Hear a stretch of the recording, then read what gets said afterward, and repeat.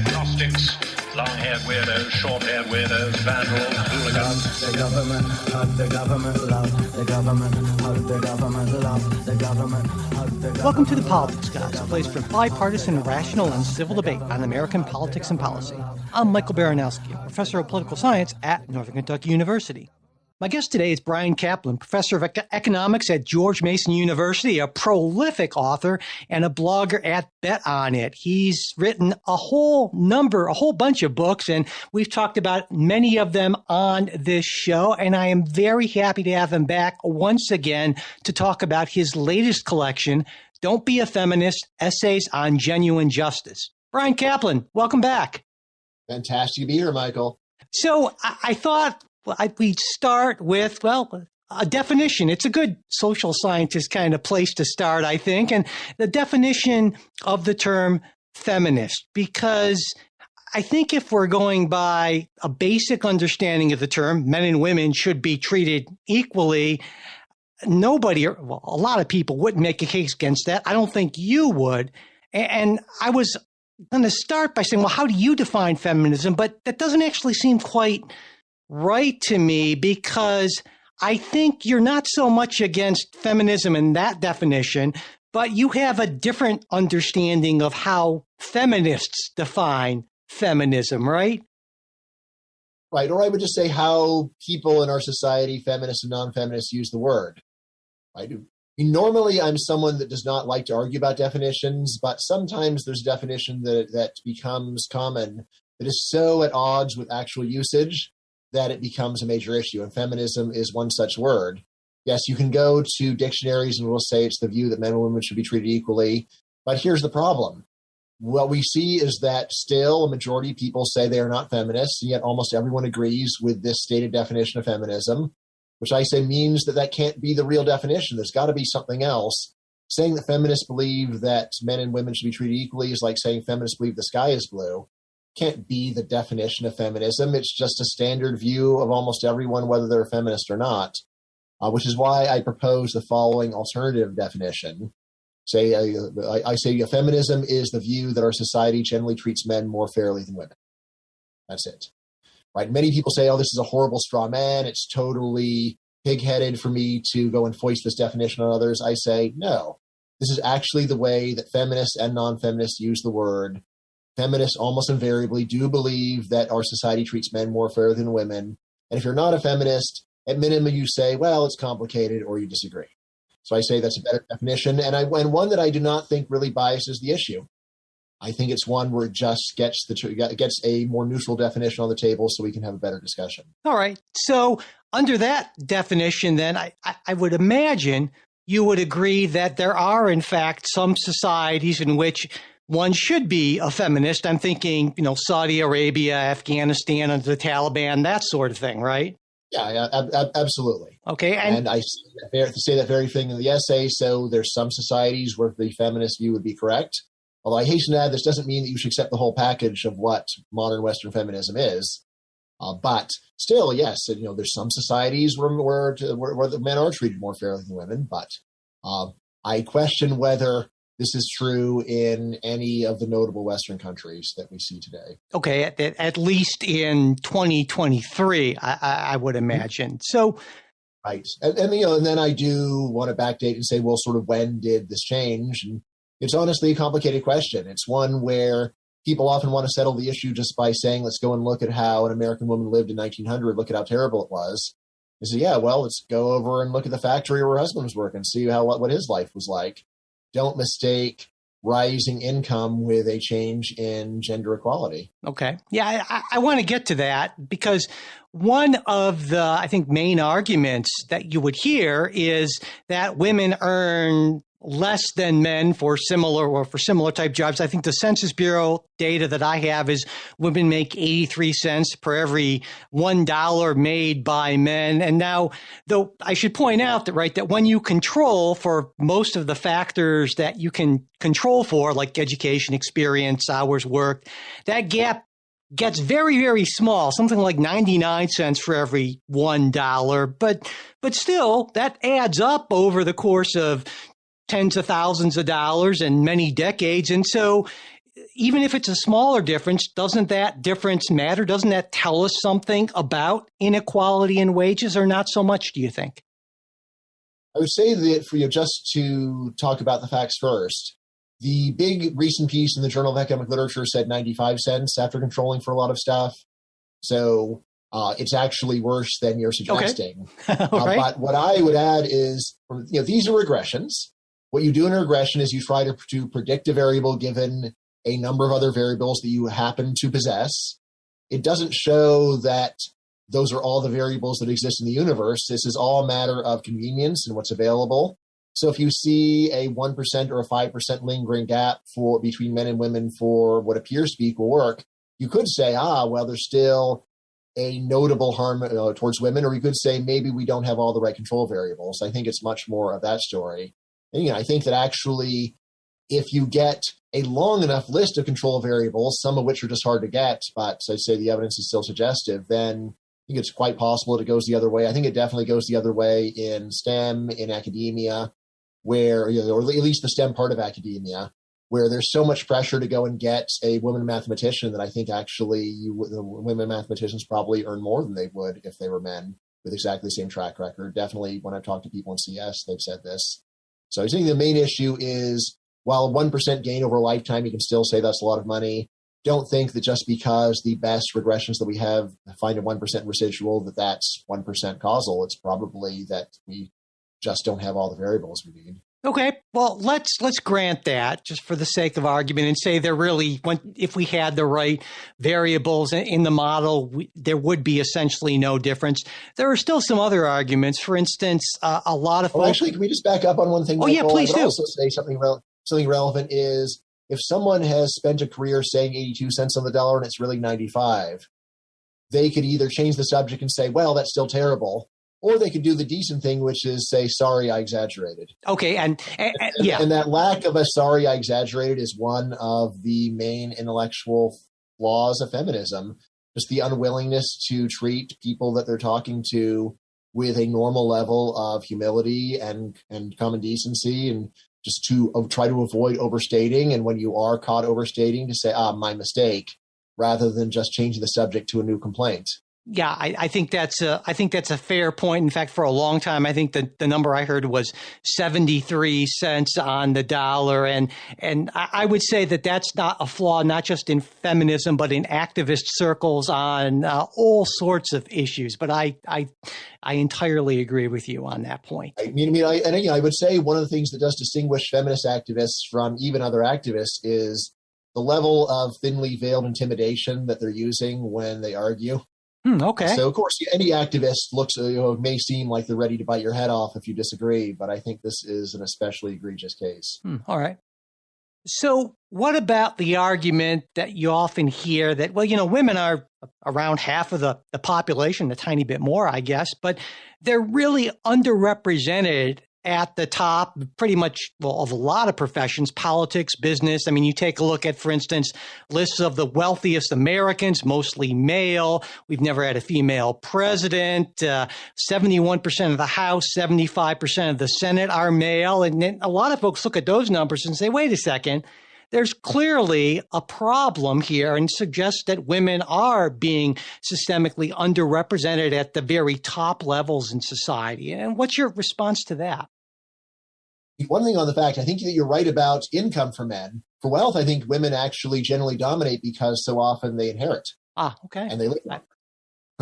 I'd have to double check, but I am pretty sure that women actually, a majority of the wealthiest people are actually women.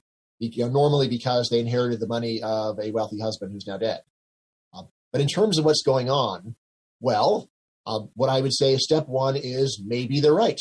Maybe it's true that this shows that women are being mistreated, and despite having done just as amazing things as men, that they are not receiving comparable rewards. Another possibility, though, is that they don't do as many amazing things as men, and that at the top level, you're getting rewards for doing things that are absolutely superlative, and women do fewer of those things. The way that I would attack this problem is just to say, well, we think that there's a general unfairness that is being committed against women. Then we should see not only that women are doing worse at the top, but they're doing worse at the bottom.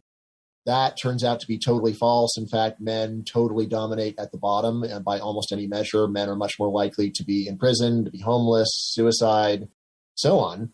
Right now, when you get that picture, you really have to start rethinking, saying, well, it doesn't make sense just to say that our society is really good to men, really bad to women, because men are overrepresented at the top and the bottom.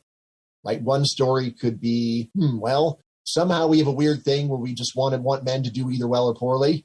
It sounds pretty hard to understand. Yeah. Who's advocating that? And then another one is male behavior differs more widely than women's behavior. Women are more conformist. They're more likely to just stay in the center of the distribution of behavior, which impedes massive success, but also hinders horrible failure.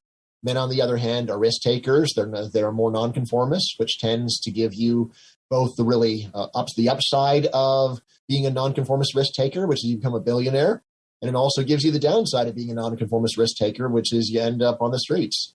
And that would, I imagine, get into the argument of, well, what drives the nonconformist risk-taking nature, right? Whether that's to the extent that that's biological, genetic, or societally determined sort of thing. And that would be probably going a little far afield, but I just wanted to point out that that could potentially be a factor, right? Right. I mean, and also just to say, even if it was totally socially determined, still to say that that's a problem, it's like, well, there's lots of things that are socially determined. So if you're born in a religion, then you probably stay in that religion. Is this something where we should be doing something about it and take people away from their parents to give them a broad education in all the religious options?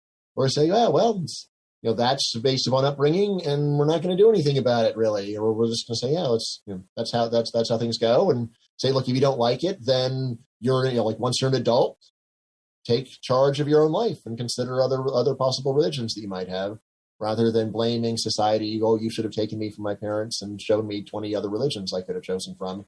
Now, whatever am I to do? Yeah, right. Well, to what extent do you think that some of the underrepresentation at the top might be something of a lag effect, in that if we look at a lot of the people at the top of their fields are wealthiest, they tend to be older. And of course, that was in a society that perhaps might have provided fewer opportunities to women and people coming up in the 70s or maybe even a little bit before. Do you think that might account for any non-trivial amount of what we're seeing? Yeah, it's probably some modest fraction of it. I mean, it's important to remember that there were two big differences in the past. One is there's a difference in the share of women that are trying to succeed really and get to the top. There's also a difference in the amount of both social and political pressure to get gender equality regardless of performance. So I think there's two things going on. So if you were to go and say, well, the top young women in mathematics are now, or rather, the top professors in mathematics, there's a larger female share. One possibility is that women are performing at a higher level. Another possibility is that mathematicians are under enormous pressure to go and promote women and treat them like they are performing better than they really are. I think both things are going on, honestly. Mm-hmm. One thing we haven't talked about really to this point is sexism, and that can show itself in a number of ways, not necessarily just men objectifying women, but the fact that women tend to do the lion's share of childcare, elder care, and of course, then there are just blatant acts of sexual aggression, rape, violence, other things like that. I mean, it seems to me that this is at least one area in which almost unequivocally women have it worse than men. And I wanted to get your thoughts on that. Right. Just to make a meta point, even people that say my definition of feminism is terrible, after we get off the definition, then normally the conversation is they make a long list of ways that our society treats men more fairly than women. Uh-huh. Right? Okay. And I say, well, it's kind of a vindication of my definition. At minimum, I could be wrong on all the facts, but my definition seems to fully explain the way that you think about these issues. So I just want to get that on the table. In terms of sexism against women, what I would say is that this really is a totally two-way street, and that there are extremely sexist views about men as well that we just really talk about, not because they're not serious or harmful, but because we just don't care about male suffering very much. So let's just go through a few of the ones that you're mentioning, Michael. So we've got, women being treated like sex objects. Yes, men do that to women a lot more than women do that to men. However, there is a simple way of flipping this around. How about men being treated as success objects? Men being judged primarily based upon their career performance, their income. This is something where the evidence is overwhelming that this is standard. Women do this to men. There's the classic line of women saying, there's no men around in a restaurant full of waiters. It's like, well, they don't consider them real men. Like, to them, men are high status men, successful men, and they wouldn't even deign to go and consider dating one of these waiters. Right now, there's, you could go and say, basically, I agree with all the complaints about men treating women as sex objects, and this is just as terrible, women treating men as sex objects. Or you could have a more forgiving view of both, which is how I treat it, and say, well, look, this is the way the human sexual attraction is based. It's very biological. To be bitterly against this is really just to be bitterly against human nature. It's one thing to say, can we be a bit more polite about this, be a little bit more compassionate, which I think is reasonable. But to go and act like both, like women are the gender that treats other people fairly and men are the gender that doesn't, is, I think, pretty crazy. That's the objectification, which really is a totally two-way street. Let's see. In terms of crime in general, men are much more likely to be victims of violent crime than women. For sexual violence, obviously, outside of prisons, women are more likely to be subject to sexual violence. Although once you add in prison rape, then actually the numbers are no longer clear even there. It may be that when you factor in prison rape and prison sexual abuse, then there is actually, it is not crazy to think that men are actually subject to more sexual violence than women. All things considered, that one is a bit harder because prison rape, we do have some measures of prison rape. So it's there have been some good surveys of what's going on in prisons, trying to keep it anonymous, indicating that it's at a really high level. So even that's less clear. But again, if to focus specifically on sexual violence, again, is to, at best, be focusing on really the one area where women are more likely to be victimized than men, whereas overall, it's totally the other way. Men are much more likely to be murdered, much more likely to be subject to violence overall. I don't remember the other ones you're mentioning, but I think in all of these, it's one where if you just start with what you've heard, then the story of women being much more victimized is true. On the other hand, if you do the good anti-confirmation bias thing of saying, well, what would counterexamples be? What are some reasons to disbelieve this? It's just not hard to come up with major counterexamples, not just nitpicking. Right. I guess the fundamental problem I have is a measurement problem, in the sense is how do we measure, say, the difficulty or the life problems that are engendered by getting cat calls, and which is a negative outcome, as opposed to, say, being in a more dangerous. These are things that we don't have a good way to compare, I guess is what I'm saying. And so when someone says to me, well, women have it easier or men have it harder overall, it just seems to me that that's almost impossible to determine on any large scale overall basis. Right. So if that were the general societal position, then I wouldn't have bothered writing the essay. Right. So if the final decision is it's just too hard to say, no one can say this anymore, and then I say, okay, so no one can say it anymore, does this mean they will stop saying it then? Right, yeah. Then I think I would be happy to say, all right, great, truce. All right, so never again do we have to hear about this. However, since the conversation is ongoing, I at least want to entertain it. In the end, I'm not agnostic, and I think that there are ways that we can at least get a reasonable view of it. Not absolute certainty, of course, which is a crazy thing to be looking for with any social issue, but a heavy preponderance of the evidence. I mean, just one way that I like to think about the issue of catcalling and that kind of thing is this. I've done some surveys just saying, suppose that you could go and set your own attractiveness on a 0 to 10 scale. And after doing that, you would get all the good things of having your attractiveness level and all the bad things. Where would you put your attractiveness level? Right. You go for and 10. I've also done the survey separately for both men and women. There's almost no women who want to be under a 7. Yeah, of course. Right. So, yes, you can say, yes, it's unfortunate that they're catcalling. They're being rude. That's bad. But to say that your life is bad or unbalanced because of this, that's a pretty silly thing to say. And say, look, all right, this is bad. There's no justification for the way people are treating you. But remember, you also get some enormous benefits of your looks. And so overall, you should feel good about it. Yeah. It just seems to me, I guess, that you can acknowledge that there are issues that are particular problems for women in certain areas and particular problems for men without having to go to this larger concept of one gender has it worse or better, I suppose. Yes. Yeah. I mean, like I said, like if we get, like my view is, it's overall, it's probably, it's quite close. Well, and again, that's not because everyone gets treated well. It's because like almost everyone gets treated subpar. Almost everyone gets subpar treatment, men and women.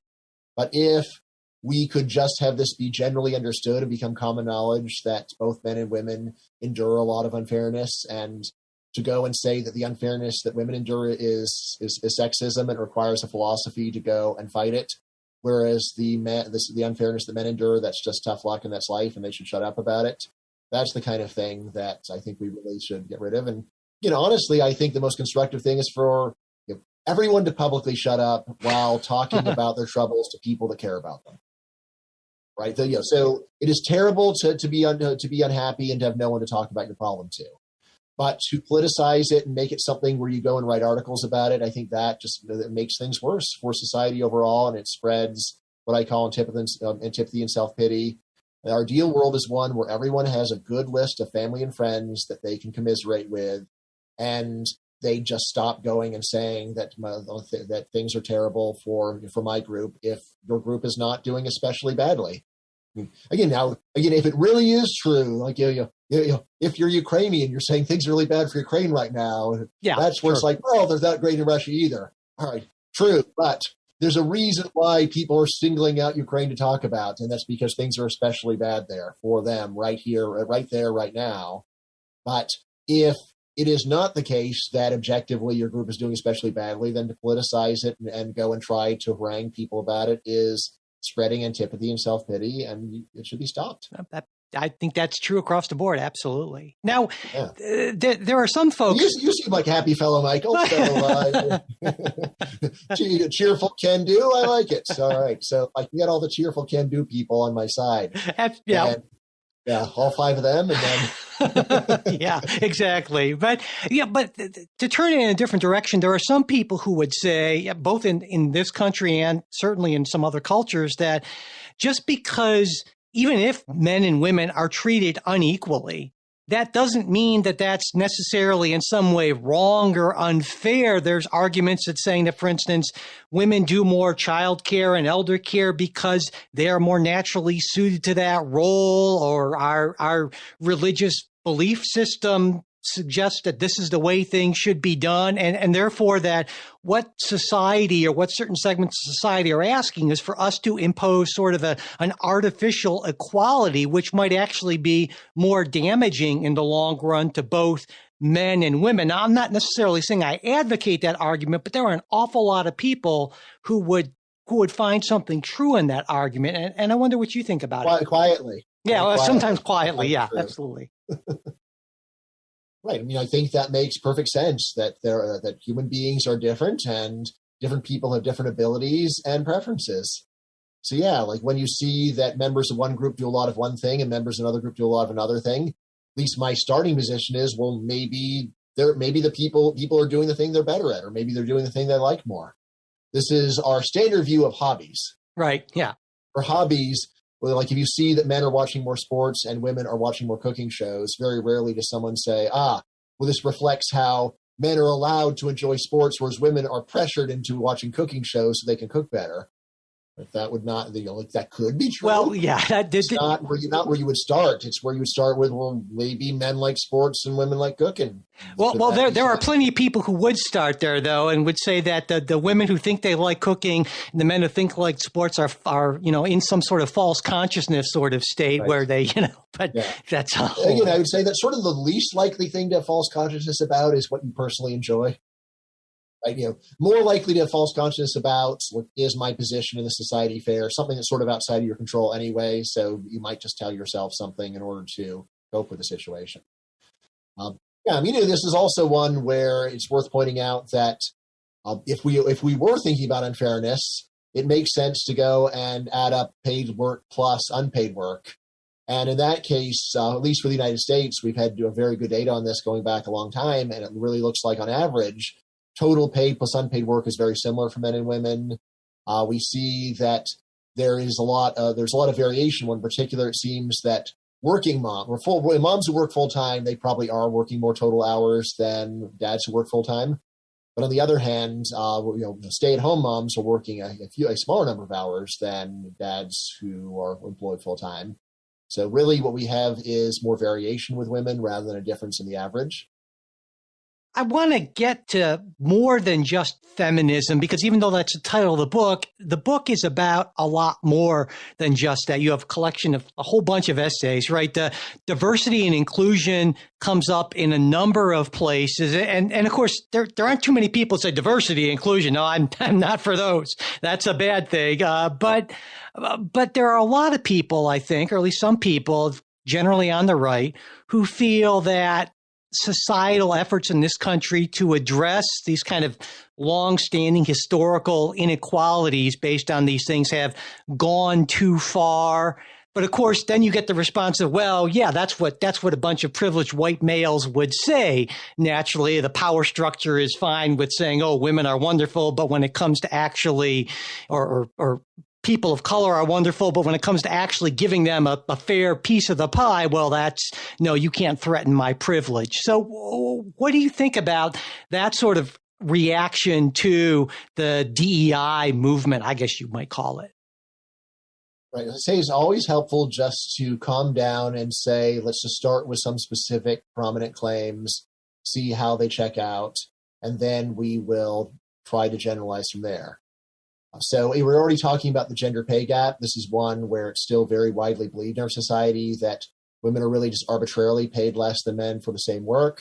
When we actually go to the numbers, we see that this is at best grossly exaggerated. There might be some very small pay gap between men and women, although even there, much more likely that it's just explained by one or more of the many factors that weren't in the regression. Things like, usually in these regressions, we don't have college major, for example. And we know that men are a lot more likely to do STEM degrees, which for obvious reasons pay more than degrees in political science or history or something like that. So once we've gone through a major example like that, we've seen, all right, well, there's an argument about the gender pay gap. There's one side saying that things have gone too far, and the other side saying, oh, that's just you with your white male privilege. And then we look and say, well, actually, it looks like it's the first group that's right. And say, at best, the problem has been solved, and more likely, actually, we have overshot, and now there's a lot of pressure to hire less qualified women for positions where there's a more qualified man. And the fact that the people that are saying this are generally white and male is really beside the point if they got the facts on their side. In fact, you could say this is a further sign of the iniquity of the other side, that they are changing the subject from the facts to the demographics of the speakers. Shows that they are bigoted and unfair people. So that's where I'm coming down. Again, in all of this, I don't want to prejudge it. I just want to hear the sides and then say, all right, well, let's see where the evidence is. But I'm very happy to post-judge it. And I'm happy to have a post-judgment that is harsh towards one of the sides. So in the end, I do think that the diversity inclusion movement, it's not just that it's wrong, but that it's Orwellian. They are the kinds of people that they are accusing other people of being overall. Well, for someone who says I value inclusion, you privileged white male, right? That is the kind of language that a person that wants to exclude others uses. This is really worse and more hostile language than I can remember almost anyone using in public in my life, and now it has become something that is actually normalized, and you'll see it in op-eds and so on. It is like open bigotry. Well, I think the case is maybe a little easier to make when it comes to gender issues than when it comes to, say, comparing, for instance, we're looking at issues of race or issues of sexual identity. You look at, the percentage of black men who are in prison compared to, to white men, that sort of thing. And so do you think that maybe there are some distinctions that are worth considering there that maybe aren't as stark when we're just comparing genders? Well, what I would say is each case, we should just go to the facts and not prejudge it. In the case of the racial gap in incarceration, just to start, the gender gap in incarceration is very comparable to the racial gap. In fact, it's a bit worse. So it can't simply be that the size, a huge gap shows that something is wrong. Obviously, the main reason why there's so many men in jail for murder than women is because men commit a lot more murders. Even there, we should have an open mind. Well, maybe we're a bit easier on women when they do murder. And I think there is some evidence for that. But still, the main reason why there's so many men in jail for murder is men are doing more murder. Similarly, it is very clear the main reason why there's so many more blacks in jail for murder than whites is because blacks commit a lot more murders per person. Right now, there's sort of two approaches here. One of them is, all right, well, what if we go and do really solid empirical work and we find some small residual that's not explained by that? And that's one approach that you can do.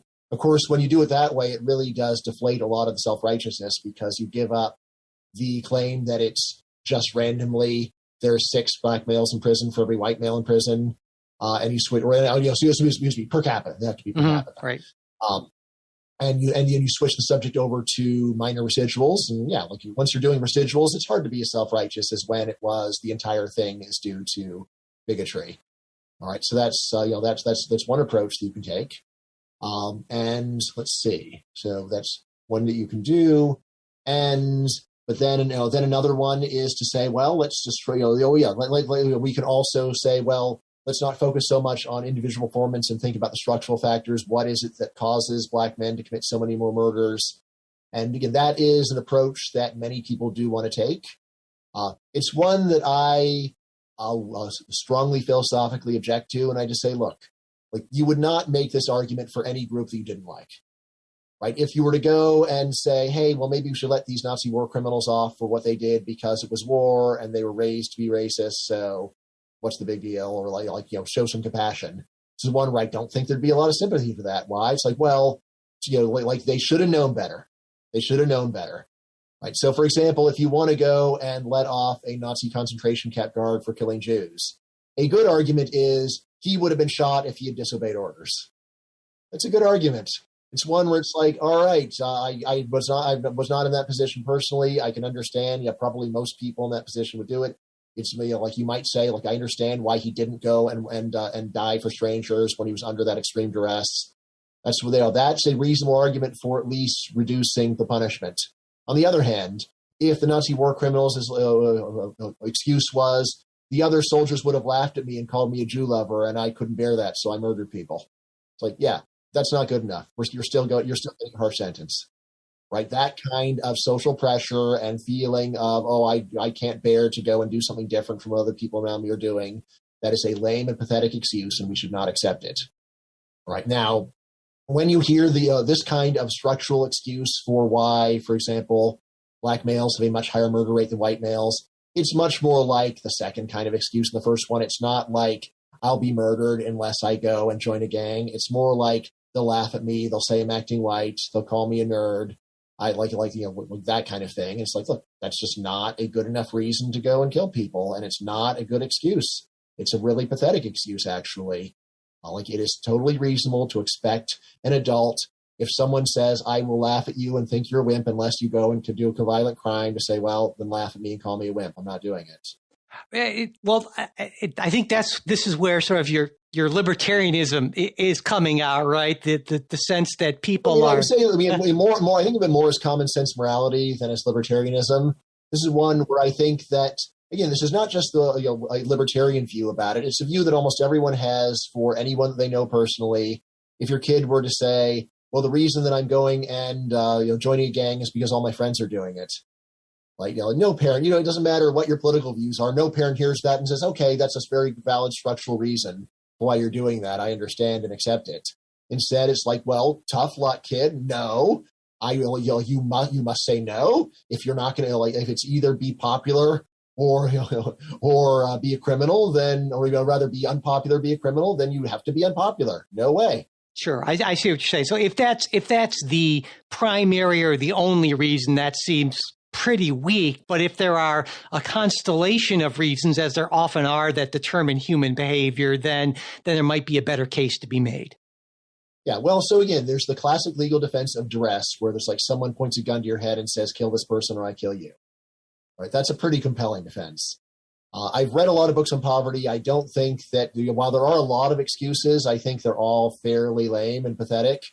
Again, ones of, all my friends are doing it. There's a lot of that. There's the, I just wasn't aware that there was any alternative to this. All the, at minimum, you've got teachers that are not violent criminals. And you say, well, could I be you? Right? It's also very normal, even in inner city families, to have a few relatives that you've met, that you know of, who have a totally middle-class lifestyle. You encounter them. It shows this is not totally beyond you by any means. Right. So there's that. And then furthermore, there's a lot of factors that we think of as causing criminality. If you really think about them, they're a reason to not be a criminal. Right. Especially once you realize most crime is not lucrative. For example, drunk driving. There's no money in drunk driving. Right now, you'll see that criminal behavior all sort of goes together. But but actually, most violence is not actually about money. It's about honor. Right. So the reason why, when you look at young teenage males killing each other, it's usually a matter of honor. Someone made fun of someone's manhood, someone disrespected someone's girlfriend, someone's shoes were mocked. Right? Rarely is it this is the only way I can think of to make money. Right? And again, normally, even in poor neighborhoods, there's a bunch of obvious lawful ways to make money. They're not popular because people make fun of you. And goes, oh, you're a McDonald's, ha, you're not cool. Right. I think we just fundamentally disagree on. I hear what you're saying, but I think that you are understating the extent and the type of pressures on some folks and how difficult it is for folks to make these what we'd call, I guess, good choices as opposed to bad choices. But I understand your argument. Okay, so you're a reasonable guy, Michael. All right, suppose all right, let's do the Nazi war criminal example. He just says, everyone would have hated me if I had refused to kill Jews. Everyone. And he documents, shows his family would have disowned him. All the other soldiers would have laughed in his face. No woman would have dated him.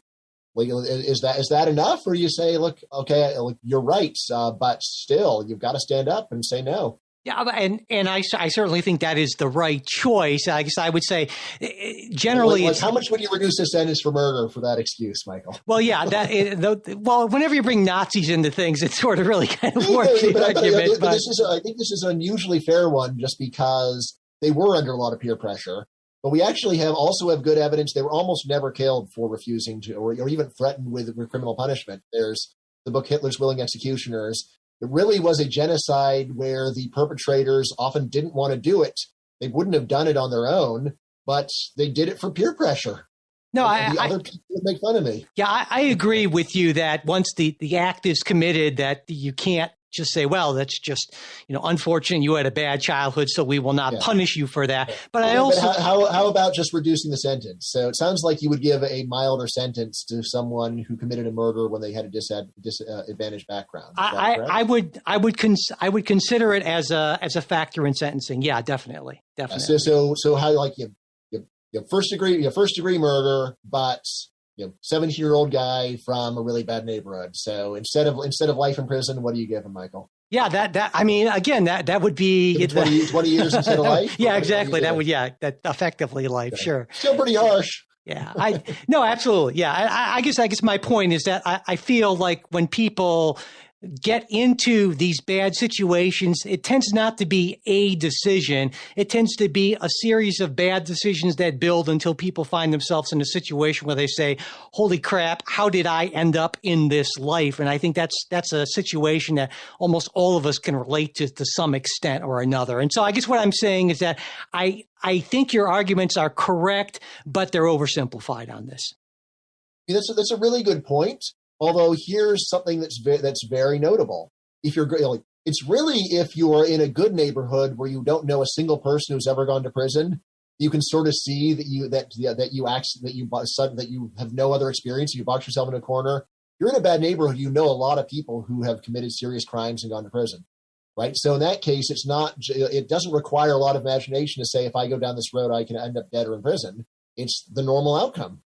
Whereas if there is, if you have a kid in a nice neighborhood playing around with fireworks, he's never known anyone who's blown his hand off. And then, they might actually blow their hand off. So sure. And there, of course, then is that argument that young people in general tend to think that they are, 10 feet tall and bulletproof and all that sort of thing. But no, that's a fair point. So I want to move on to kind of pull this back into diversity, equity, inclusion a little bit. One thing I think interestingly that you suggested, or at least some people have suggested, that why we see all of this diversity, inclusion training in organizations, pretty much all large organizations these days, is a concern with legal liability. If we don't do this and there's an incident, well, it's going to be a problem. I don't think from reading your essays, you entirely believe in this. And it's based on what I guess I'll call your anti-pickpocketing training essay, which is really kind of a neat way to put it. So maybe you could explain what pickpocketing could possibly have to do with diversity training. Yeah, so this is just a little thought experiment. Imagine that you're called in for anti-pickpocketing training and they say, look, there's a pickpocketing crisis in this country. Professors are pickpocketing their students left and right. You might pickpocket your students accidentally without even intending to. Let's go and spend an hour explaining what pickpocketing really is and how to avoid it. Right? And this is one where you're like, what are you talking about? This is so weird. Like, what evidence is there that there's a crisis? And how could I do it accidentally? Unless you are using the word pickpocketing in a totally abnormal way. And I think this is what my experience with a lot of the diversity, equity, inclusion training that I've gotten is they go and tell us that there's a crisis of something where I say, is there a crisis? What evidence is there a crisis other than some people complain? Right? And especially when people are encouraged to complain, of course they're going to complain. And how severe are the complaints really? And who's assessing the severity of the complaints? And then the next step is, could I really not already know this? Right. So in the case of sexual harassment of students, you think I don't already know not to go and ask my students out on dates? Like, what are you talking about? So it's more of one where look, this is all there are the people that would never do this and they already know that they're not allowed to do it. And there's the people that are doing it. It's not because they don't know, it's because they don't care about the rules. You might say maybe there's a few people who I thought this was okay, but I didn't realize. But again, normally the training's so vague that wouldn't really help those people. Yeah, so I think of this as sort of an Orwellian exercise. Now, you might say it's an Orwellian exercise designed to avoid legal liability. I think that is a factor. But in the places like universities where they're especially fanatical about it, I think it's more of the people that are into this have hijacked the system and just they are so fanatical, they just want to do this for its own sake. So I think both things are going on, but the people that decide what kind of training needs to happen are usually true believers in this stuff. And so I think they just overrate even how valuable it is relative to legal liability. Right. And, there are at least a small number of experiments here finding that this training actually increases resentment, in which case it's probably not a very good idea. Maybe you're causing the lawsuit that you're thinking you're going to defend yourself against. So at least be careful with it. I think a lot of people who've gone through the training have found it to be fairly ineffective for a number of reasons, but I would also and humiliating. Let's not forget humiliating, Michael. Okay, but I think that's sort of like saying, if someone says "Don't pickpocket your students," Brian, I'm like, right, sure. Why would you think I would? That's kind of insulting, and for me to have to listen to you for an hour is pretty degrading. But I think you could make the case that there are some issues in which societal norms have or are changing. Like, for instance, when I was an undergraduate a million years ago, you didn't get to, no one even thought about choosing their own pronouns, right? And things like that. But now you can make a case that, that has become more of a societally accepted norm, and therefore part of correct behavior for a professor or for a supervisor is ensuring that you are using a person's chosen pronouns. And wouldn't that be an example of where maybe training or some sort of informational campaign would be appropriate? Right. Well, I think this is a case where there's a vast universe of ways that people might be unkind to others. And the point of training is to pick out a tiny handful and say, these are super important, and we will very harshly punish any violation while paying no attention to everything else. So I think this really is a case where there are some woke fanatics who have captured a system, and they have a small list of issues that they really care about that are not cared about much by others, and moreover are not objectively very important. And then they try to go and enforce their dogma on the rest of society. That's where I see this. So there's general training of try to be polite to other people, and then say there's 1,000 ways you might be impolite, and here are the statistically most common ones. And again, there, when you put it that way, it's like, well, yeah, probably the most statistically common ways to be impolite to each other are to use a harsh tone of voice. Right. Let's focus on that. Okay. Yeah. Right. But instead, like, I've never heard of any training that anyone's ever had about use a pleasant tone of voice with other people. Instead, but there is a mass amount of energy spent on pronouns, which usually, in fact, well over 99% of people prefer to use the pronoun that you would think just to look at them. And so as to why the whole world should revolve around a very rare kind of mistreatment or a very rare kind of inadvertent rudeness, and really just does not make much sense to me. So in other words, if there was an individual said, I want to be called with a certain pronoun, then all right, fine, I'm happy to do it. But that should be something that everybody talks about, regardless of whether such a person is even present, seems crazy to me. Gotcha. So essentially your argument is that if we're going to focus or require training on ways that people are less than wonderful to each other, we should determine which of those things are the most common and where we can achieve the most societal good, as opposed to having the agenda being driven. Shouldn't put a narrow group of fanatics in charge to make their hobby horses the voice of the world. Got it. Okay. Which, again, I do strongly object to. I mean, like, even when I agree with the civics, still, like, why is it that you people are the self-appointed guardians of righteousness? I haven't seen that you're especially wonderful or insightful people. Do you have some special moral theory? If so, share it as to why it is that what you're saying is so much better than what a normal person would think. And I just don't see that. And at one point, you write that discrimination creates profit opportunities, or at least you'd expect that it would. But it seems to me that aside from a few notable exceptions, Fox News, maybe some other kind of right-wing things, but there don't seem to be that many large, successful businesses that really have made a lot of money catering to what you might call the anti-woke segment of the market. And I guess two things I'm wondering, do you agree with that? And if so, why do you think that what I'll call the anti-woke crowd is being underserved by the market? Yes, especially in terms of employment is the really obvious one. Most workers are not woke, and yet almost everyone now endures a lot of woke brainwashing on the job. It is weird because the woke brainwashing goes well beyond the letter of the law or even the spirit of the law. So why are there some firms that don't try to go and attract employees by saying, hey, we're going to treat you better here. This is going to be an apolitical firm, or even it's going to be a right-wing firm. And yeah, you see very little of that in the real world. This is one where my starting point is there's a good economic reason for it. That doesn't mean that it's necessarily true, but that's at least where I would begin. And then there's really two different kinds of stories you can tell. So one of them is market forces and the other one is regulation. So in the case of market forces, you might say, well, maybe the issue here is that even though woke workers are a minority, they have especially intense preferences. So it makes sense for employers to go and give them what they want at the risk of mildly antagonizing a larger number of people, right? And I think there's probably a lot to that. There is good evidence that left-wing people just care more about politics than right-wing people. So right-wing person is more likely to say whatever, and left-wing person is more likely to say it's got to be this way.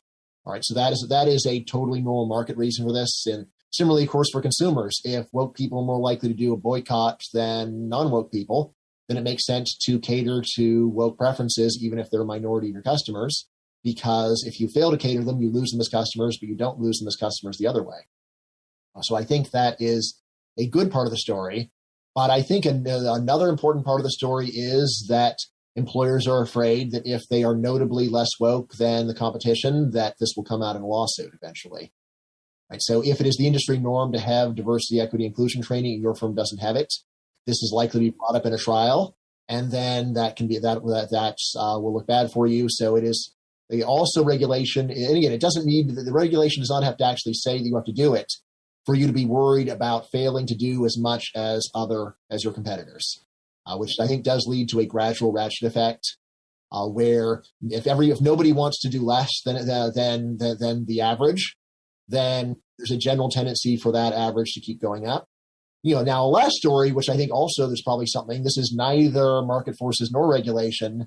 This is that the people that are in charge of the political side of the firm tend to be true believers, and they, to some extent, have been able to hijack the system Right now, why would this be possible? Well, one reason is that the classic method of disciplining management, the hostile takeover, is almost impossible to do now.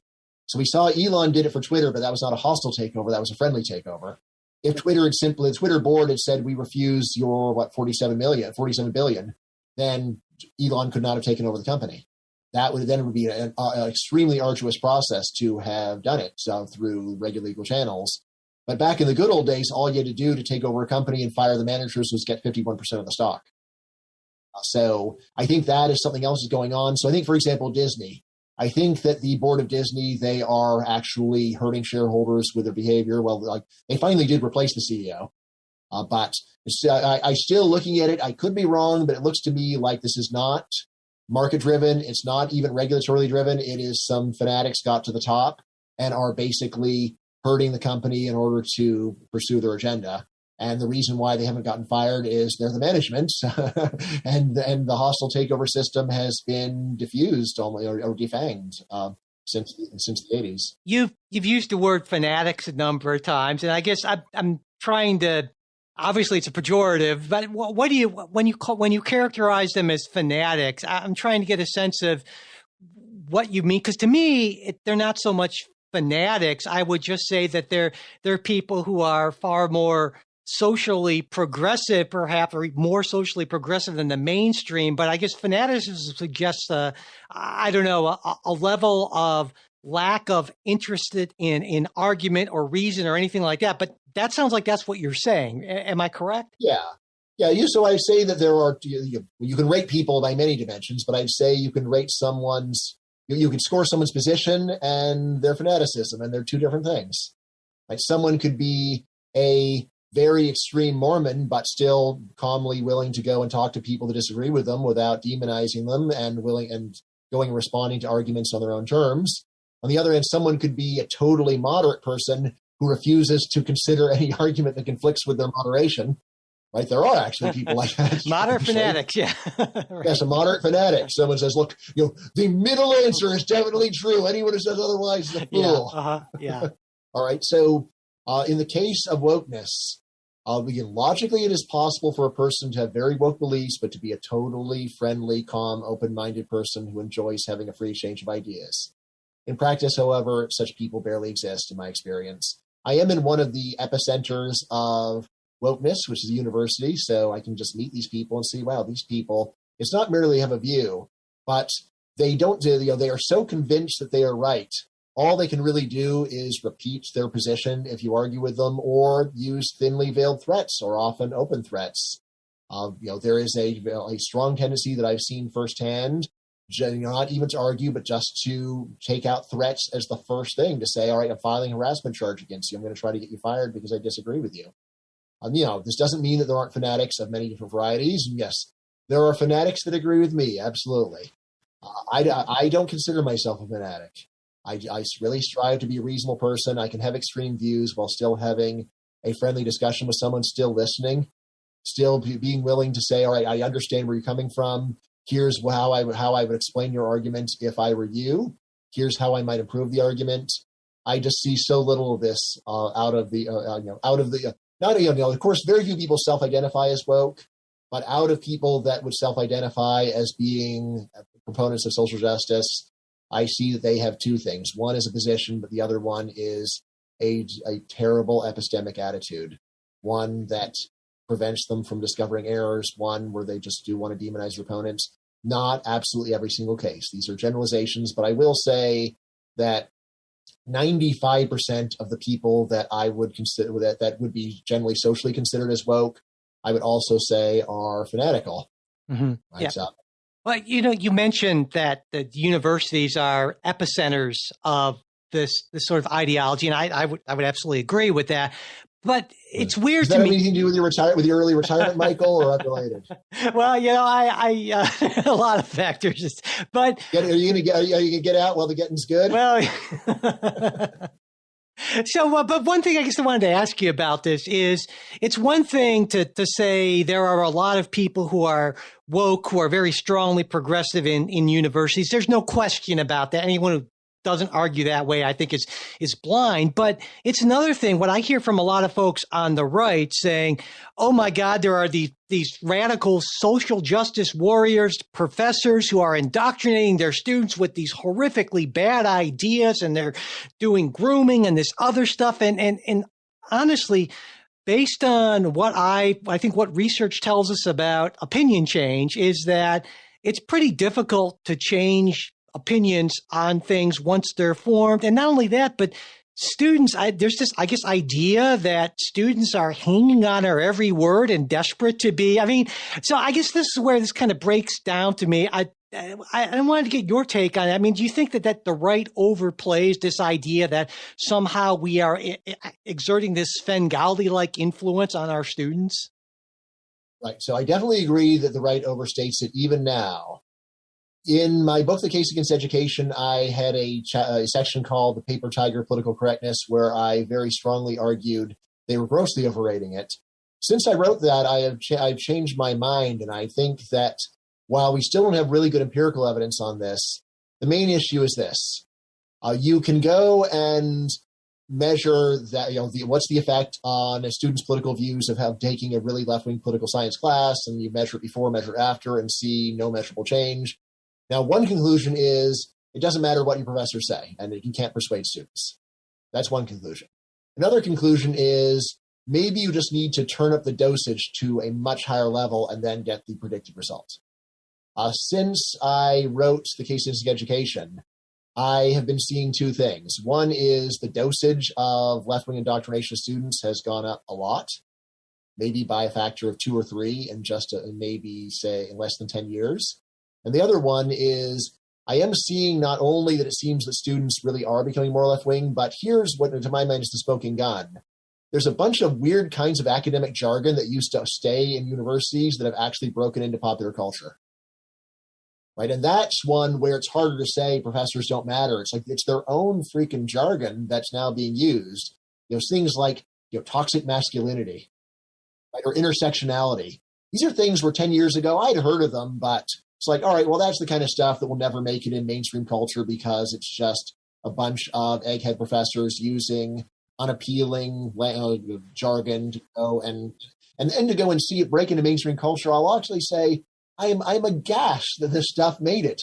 Intersectionality, like what an incredibly abstruse, boring, verbose word. If one word can be verbose, to become something that normal people talk about, and yet it's happened. So I'm kind of stunned by this. There's this old piece by Noam Chomsky, maybe my favorite Chomsky piece ever, where he said, all this postmodernist talk that my fellow leftists are using in universities, it's terrible. It prevents common sense left-wing ideas from being spread to the general population. Let's abandon all of this stupid, pretentious jargon and speak in ordinary, plain talk so that good left-wing ideas can be spread to the general population. You guys are terrible for the left-wing cause.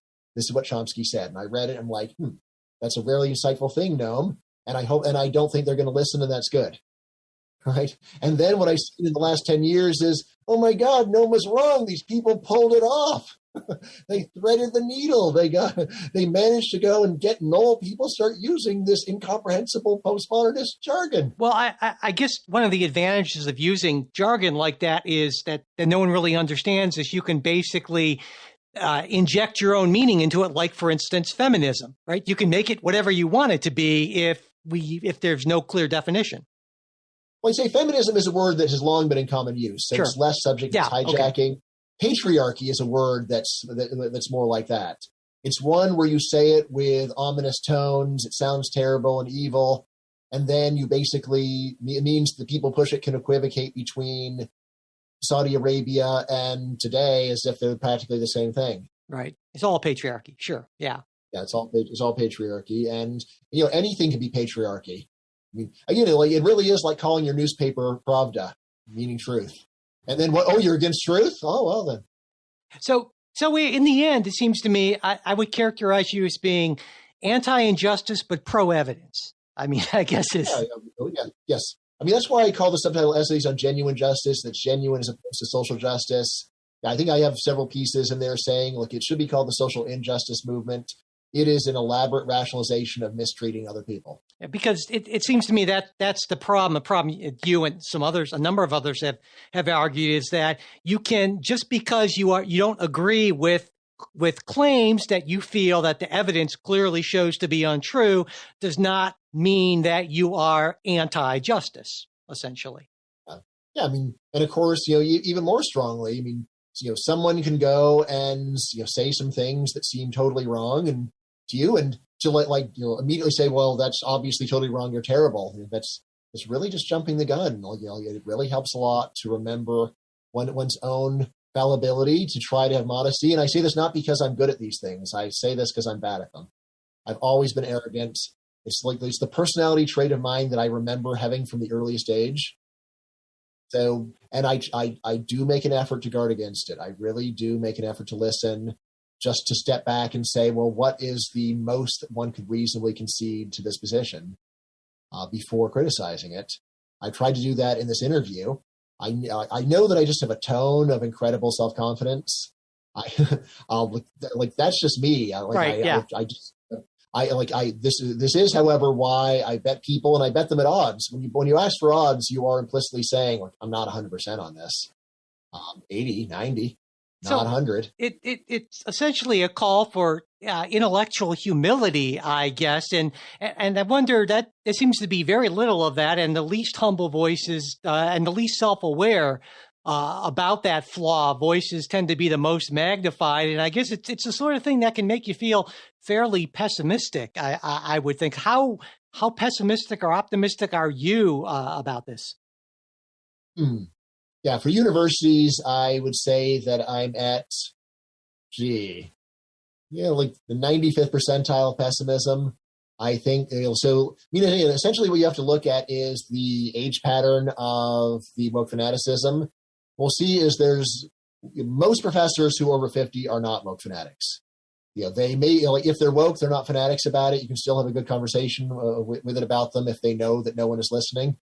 But when you look at professors that are under 40, it looks to me like we're up to a majority of woke fanatics in at least humanities and social sciences, maybe more broadly.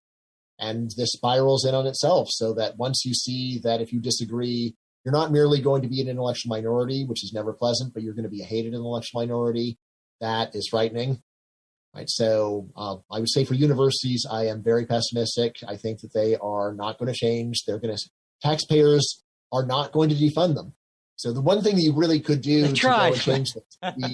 So again, you do see this happening a little bit in Florida recently, where the new College of Florida, DeSantis is appointing a majority of not just but anti-woke people to the board, who in principle could go and vote to totally change this one university.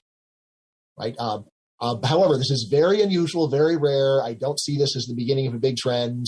Often a lot of it really, strangely, comes down to the average voter. No matter how conservative they are, they actually love their state universities because of the sports. Right. So almost no one in Texas wants to say, I'm going to bring the University of Texas to its knees, because it's like, well, that's where the school of the Longhorns. What are you talking about? Like, no, we love the University of Texas. And you say, well, look, what about the left-wing brainwashing? All right, well, that's sure. But what about the latest game? So that's the problem, is that politicians do not want to take universities on directly, because they have so much residual respect, not so much for their scholarship, but because of just their kids went there, they got these sports teams, they're beloved in some sense, and they have to just be a lot worse to lose that halo. In terms of the broader society, it does seem like this is taking over most workplaces. So most workplaces are going to be ones where the political indoctrination is standard. I was just hanging out with a friend who says that at his firm, which is a totally apolitical firm, they just receive multiple emails per day with left-wing brainwashing. The good news, he said, is that the workers don't ever talk about it. There's sort of a few employees whose job it is to constantly do email sermons, and everyone else deletes the emails and talks about their kids' sports at lunch. But that's by itself fairly dystopian. And then just projecting it forward, once you get to a world where most people at least are passive true believers, then yeah, like what becomes of not just freedom of speech but quality of life? I think that's pretty grim. Like my main thing that I always come back to make myself feel better is I have the slogan ADHD will save us. Yeah, most people just find politics so boring right. that it's just it's hard for any society for the fanatics to stay totally on top for long. But that doesn't mean that they can't be poisoning the well forever. It's just we're gonna basically it means everyone's gonna have to go and drink water that tastes bad forever. But it doesn't. We won't die. But it's like, man, was there ever a time when the water didn't taste bad? So yeah, there was such a time. So in the end, we're banking on apathy and distraction to save us from what you see. Is that like honestly, you can totally see this in the last 3 years. So right after the George Floyd killing, this is when there was a woke spike to truly Orwellian levels, where sort of the news was just like 24 like news channels like all day every day. Like the horrors of white supremacy in this country, and and then that was maintained for about a month, and then very slowly started decaying, and now it's only 20% of the time is it what a horrible white supremacist society we have, which is again bizarre in a society where you would have to look long and hard to find a single self-identified white supremacist. But that's part of the fanaticism, is saying that there's a ubiquitous enemy that has no obvious actual followers. Well, it seems to me, Bryan, that despite everything, you maintain a certain, at least it seems to me, a sensible optimism, which may in and of itself be irrational, but I salute you for it anyway. So, well, I try to keep a sense of humor. I mean, the main thing for me, honestly, is I've got tenure. Things would have to get way worse for me to lose my job. Yeah, right? Sure. I mean, almost all the cases I've heard of professors allegedly losing their jobs for political reasons, when you look more closely, almost 100% of them have been cases where a professor was paid several years' salary to quit rather than being fired, right? Because they felt disliked and or hated. I'm never going to take that deal. Right. And some people be happy for that deal. How do I get that one? From a cold, dead hands, will you pry this incredible job that I have for me? Things would have to get way worse before it actually turned out to be the other way, where they would actually fire me for saying the wrong thing. I think that's quite unlikely. But what it really matters for is new hiring, young people that would like to go and be in the world of ideas. For them, they know that at best case scenario, there's going to be a decade where they will have to not only not talk about these issues, but actually feign agreement, or else they are screwed. All right. Well, on that note, and that is really what makes me more pessimistic about Sure. academia than anything. It's just saying, I like young people that I think would have made great professors in the past. I now have to say, well, you're like, there's going to be a lot of suffering for you. That it was never great, but it's bad now for someone that is just wants to go and do real scholarship and not be a hack. Well, on that less than entirely optimistic note, we'll close. But as always, it's been a lot of fun talking with you. The conversation went in, as always, again, a number of directions I wouldn't have expected, but enjoyed thoroughly. So, Bryan Caplan, thank you so much for taking the time to talk with me today. Always an incredible pleasure, Michael. I hope you keep doing the podcast after you retire. And let me just tell readers that they can get the book very easily from Amazon. It's $12 for the paperback, $9.99 for the ebook. I've not raised prices despite enormous inflation. And if you like this, then you can go and listen to my other podcasts and my other books and buy them all. And all of that will be in the show notes, so you can look it up right there. We hope you enjoyed this Politics Guys interview, and if you did, we'd really appreciate it if you could mention us on social media or however else you share things you like. It would also be great if you could rate and review us on your podcast app. If you got a question, comment, correction, gripe, manifesto, whatever, you want to share it with us, you can reach us a bunch of ways. Mail at politicsguys.com, as well as there's our supporters exclusive Discord channel, and we're also on Facebook and Twitter. And if you'd like to become a supporter of the show, you can find out more about that at patreon.com/politicsguys or politicsguys.com/support. And links to all that are always in our show notes. The executive producers of the Politics Guys are Bruce Johnson, Wilma Moreno, Andra Masker, Daniel Toe, and Ryan Beasley. We'll be back with a new episode this coming weekend. We hope you'll join us.